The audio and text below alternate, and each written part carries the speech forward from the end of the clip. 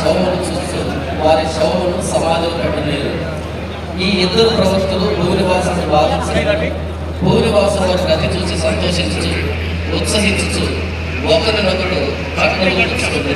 అయితే 3 దినములు దేవుని నుండి జీవాత్మ వారి పాలము వారి చూసి వారికి దిగులు భయం కలిగిన. ఈ లేఖనంలో రోమ ప్రభుత్వానికి వ్యతిరేకంగా సాక్షి చెప్పినటువంటి ఇద్దరు సాక్షుల్ని క్రూరముగా చంపినంత. చంపినప్పుడు ఆ రోమ ప్రజలు కట్నాలు కూర్చున్నారు, సంబరాలు చేస్తున్నారు.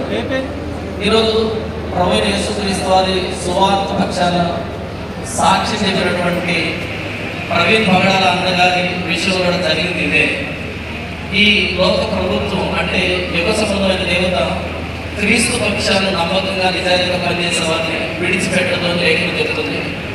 అయితే ఈ మరణం ముగింపు కాదు, వాళ్ళు మరణ జీవాన్ని నుంచి నిలవబడతారని వారు చూసి భయపడతారని రాయబడింది.